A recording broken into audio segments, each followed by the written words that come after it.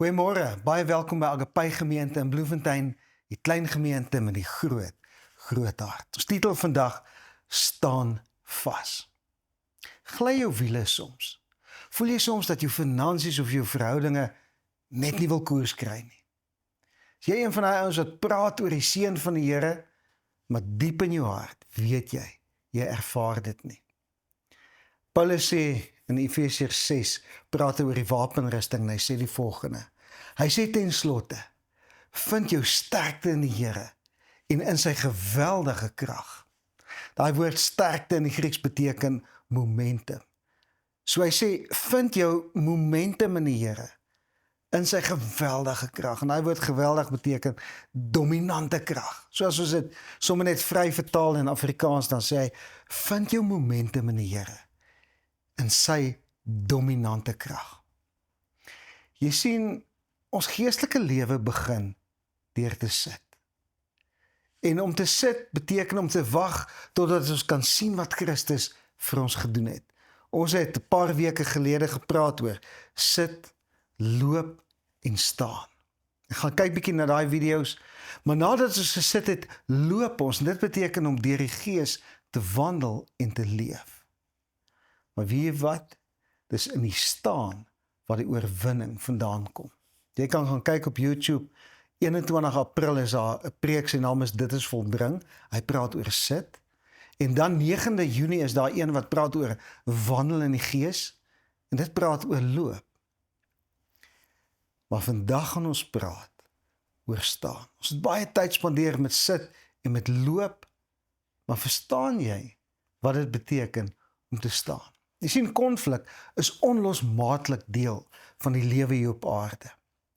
En baie keer moet ek en jy net eenvoudig staande bly voor 'n vyand. En dit is waaroor die hele Efesiërs 6 gaan, dis waaroor wapenrusting gaan. Want in die hoofstuk leer ons ook van 'n nuwe konsep, en ek noem dit vandag sommer geestelike oorlogvoering. So staan en oorlog in die Gees het iets te doen met mekaar. Eerstens wil ek ietsie sê oor ons vyand. God het 'n aardsvyand. 'n Vyand wat probeer om die Here uit ons lewens en uit sy eie koninkryk uit te sluit. Nou, so baie dinge wat die Here wil uitsluit uit jou en my lewe uit. En dit is waaroor Efesiërs 6 vers 12 gaan. Hy sê vir die volgende. Hy sê vir ons is die stryd immers nie teen vlees en bloed nie, maar teen die owerhede, teen die magte, teen die wêreldheersers van hierdie duisternis, teen die bose geeste in die hemelsruim. Jy al daaraan gedink dat in ons gedagtes is daar 'n slagveld. Alle dinge wat verkeerd loop, begin iewers in die gedagte van 'n mens. Hierdie skrif sê vir ons, daar's 'n oorlog hier op aarde aan die gang, 'n geestelike oorlog waarvan ons baie keer nie eens bewus is nie. Want jy sien, daar's 2 trone wat in hierdie oorlog gewikkel is. Ekskuus tog, die Here heers oor die aarde en Satan is die terroris wat sy autoriteit die heeltyd uitdaag. Wanneer ons kyk na terrorisme, dan weet ons is iemand wat die vyand van 'n kant af die heeltyd aanval hier en dan aanval daar en wrede dinge doen om die vyand se moed te breek. En voel jy soms dat die Satan is 'n terroris in jou lewe? Maar ek het vir jou goeie nuus. Die kerk is geroep om die Here se gesag op aarde te laat geld. So belangrik, ek wil dit wees, die kerk is geroep om die Here se gesag op aarde te laat geld. Elkeen van ons het 'n groot opdrag ontvang, en hier in Efesiërs 6 vers 11 is daar ook 'n opdrag. Maar dis nie die opdrag wat jy dink gaan kom nie. Hy sê, trek die volle wapenrusting van God aan, sodat jy staande kan bly teen die listige van die duiwel. En daai woord staande is baie, baie belangrik. God se woord vir ons vandag en in hierdie week is staan en staan vas. Hy woordjie staande in Efesiërs 6 vers 11 beteken om jou grond te hou. Hou jou grond. En hierin is 'n kosbare openbaring, want jy sien die vyand, of althans die grond, wat die vyand by jou en my eis, behoort al reeds aan die Here, want alles behoort aan hom, en dis reeds deel van ons as sy kinders se erflating. So, as ek en jy praat van ons wil ons grondgebied uitbrei, ons wil ons grondgebied groter maak, dan eintlik behoort daai grond alreeds aan ons. Daar's geen stryd vir eienaarskap nodig nie. Ons veg reeds vanuit 'n posisie van oorwinning. Is dit nie lekker om te weet in die lewe as ek en jy soms so stoei om diep in ons harte te weet, ons veg vanuit 'n posisie van oorwinning, ons veg nie vir oorwinning nie. Nou vir oorlog is daar altyd twee motiewe. In Efesiërs 6 wanneer ons lees oor die wapenrusting van Efesiërs 6, dan is 'n groot deel van hierdie wapenrusting is defensiewe wapens. Maar daar's een uitsondering, 'n offensiewe wapen, die swaard waarvan hy praat. Defensief beteken ek beskerm dit wat ek het. Ek beskerm die grondgebied en die dinge wat ek het. Offensief beteken ek veg vir nuwe grondgebied. En dis baie belangrik om te weet, want baie ouens moet offensief veg, maar is eintlik net defensief besig die hele tyd. Kom ons kyk bietjie na hierdie defensiewe oorlogvoering. Elkeen van ons stry om te behou wat ons reeds het. In ons werke moet ons uitblink om ons werk te behou. Ons eiendom moet in stand gehou word of die plek val uitmekaar uit. Verhoudinge breek op sonder dat ons die genodige liefde en sorg die heeltyd gee vir daai verhoudings. So hoekom is dit so belangrik? Dit waaroor ons defensief oorlog maak, word die platform vir ons offensief vorentoe. Onthou jy, ons sê defensief beteken om te onthou wat ons het. Offensief beteken om nuwe grond in te neem. Wanneer jy hou wat jy het, dan word die bietjie wat jy het, die platform vir jou offensief vorentoe. Met ander woorde, dit wat ek nou het, is die platform om meer te kry vorentoe. Nou, die koninkryk van die Here het hierdie mooi wette en een van die wette praat oor rentmeesterskap. Matteus 25 vers 23 sê die volgende. En ons praat hierso oor die gelykenis van die talente.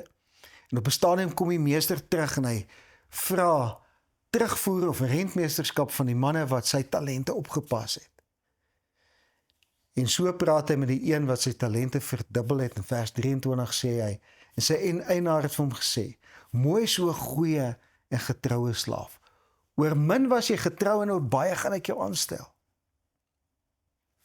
Mooi so, oor min was jy getrou en baie gaan ek jou aanstel. Baie keer dink ons het te min in die lewe, te min liefde, te min vriende, te min dinge. Maar hy sê wanneer jy oor min tevrede is, gaan ek jou oor baie aanstel. Ons praat altyd van die Matteus 25 vers 23 beginsel. En baie dae as ek so klaar oor die bietjie, dan dink ek aan hierdie beginsel, dan weet ek as ek oor die bietjie getrou is, dan gaan ek oor die baie aangestel word. Die bietjie wat jy het, raak die platform vir die baie waarmee die Here jou wil seën. So kom ons kyk bietjie na offensiewe oorlogvoering. Baie mense voel eenvoudig nie dapper genoeg om hierdie stryd aan te pak, om te begin beklei vir nuwe grondgebied nie. En ek praat nie van beklei teen die lewe en teen mense nie, ek praat van te beklei teen die terroris, die Satan wat van ons steel. En dan eindig hierdie ouens op by die plek, in plaas van dat hulle veg vir nuwe grondgebied, veg hulle net om te beskerm die bietjie wat hulle het. En hierdie gesindheid maak nie die koning gelukkig nie, want Matteus 25 vers 25 sê, omdat ek bang was, ons praat hier van die ou wat nie sy talente vermeerder het nie, wat net gaan begrawe het, hy sê, omdat ek bang was, het ek u talent in die grond gaan wegsteek. Hier is dit wat in u behoort. Vers 26, maar sy eienaar antwoord hom, jou slegte en lui slaaf. Daai woord slegte, in die Grieks die woordjie poneros, dit beteken die een waarop 'n bose vloek rus. Is dit nie 'n powerful gedagte nie, dat hierdie eienaar sê vir hom, omdat jy, dit wat jy gehad het, die bietjie wat jy gehad het, nie gaan vermeerder het nie, rus daar 'n vloek, poneros, 'n vloek, 'n bose vloek op jou lewe. So nou is die groot vraag, waar kry die suksesvolles dan hierdie dapperheid vandaan? om die lewe aan te pak en te wen. Jy sien, hulle verstaan iets. Hulle verstaan dat die kinders van die koninkryk veg nie vir oorwinning nie, maar vanuit oorwinning, want Jesus het dit reeds gedoen. Die kinders van die koninkryk veg nie vir oorwinning nie, maar vanuit oorwinning. En ek en jy het nie nodig om te stoei en te beklei vir oorwinning nie. Ons kan veg vanuit 'n plek van oorwinning. Jy sien, hierdie ouens weet dat Jesus reeds die oorwinning behaal het. Jou en my rol is net om die vonnis te voltrek. Die hofsaak het klaar plaasgevind. Die Satan het klaar verloor toe Jesus gesterf het in die kruis. Ek en jy het hier op aarde net die verantwoordelikheid om die vonnis te voltrek. Kom ons kyk bietjie hoe lyk 'n hart wat oorwin.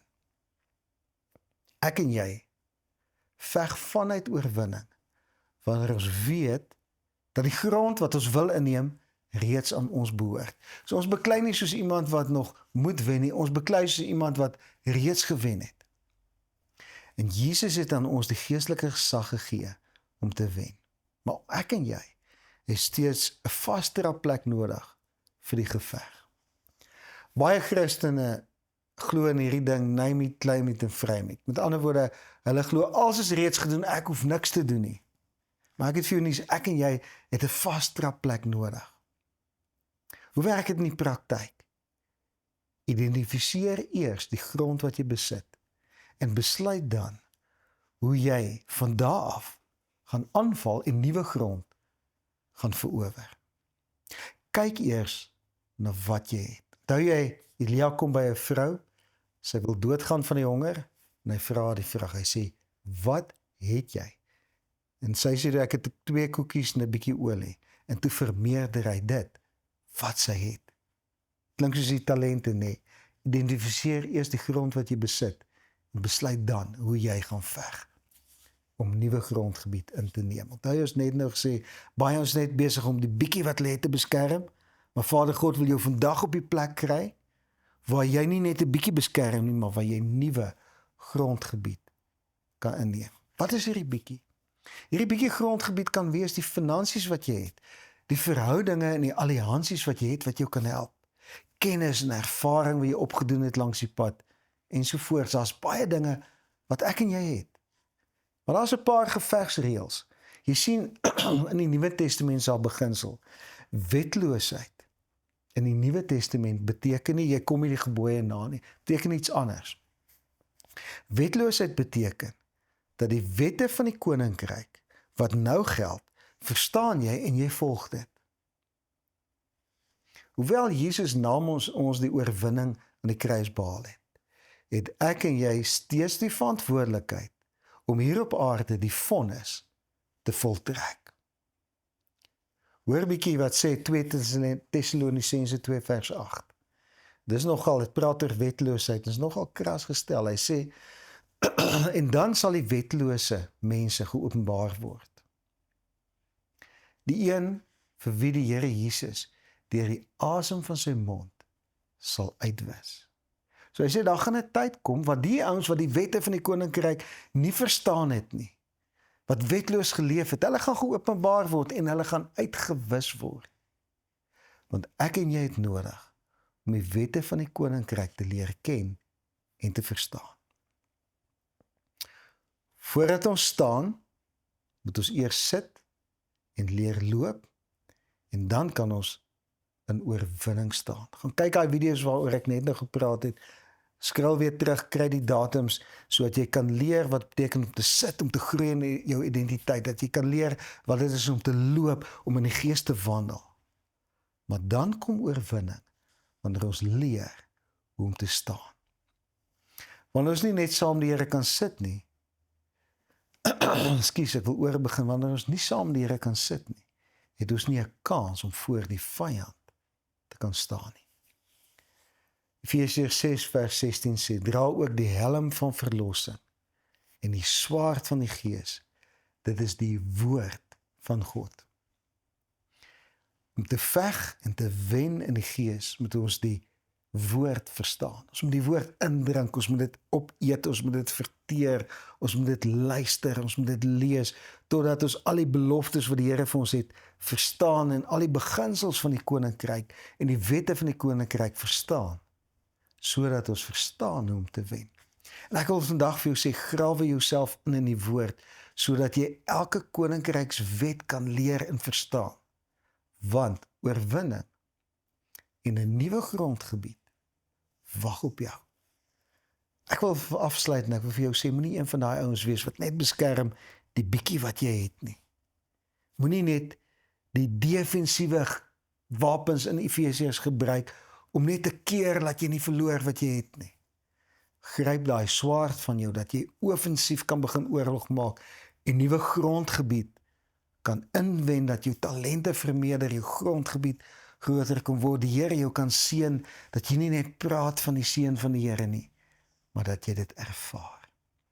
En ek wil vandag vir jou bid, dat jy 'n man of 'n vrou sal wees, wat sal weet oorwinning en 'n nuwe grondgebied wag op jou. Vader, ek wil elke persoon wat vandag na my geluister het net seën, dat elkeen by die plek sal kom, waar ons sal weet, dat in Christus het ons reeds gewen. Bring ons op die plek, waar ons nie net die bietjie wat ons het sal beskerm nie, maar waar ons die dapperheid in onsself sal kry, om op so 'n manier te wen, dat ons grondgebied groter maak, sodat die koning van die Here, koninkryk van die Here, kan groei. En ons eer U daarvoor in die naam van Jesus. Amen. Mag jy hierdie week geniet, mag jy elke oomblik in hierdie week geniet, mag jy weet dat jy 'n man of 'n vrou is, wat volgende week as ons mekaar weer gaan sien, alreeds vir my gaan sê, ons het 'n groter grondgebied. Hierdie week het ons gewen, die lewe is mooi, en ons gaan vorentoe. Sien jou weer, volgende week, selfde plek, selfde tyd, mooi loop.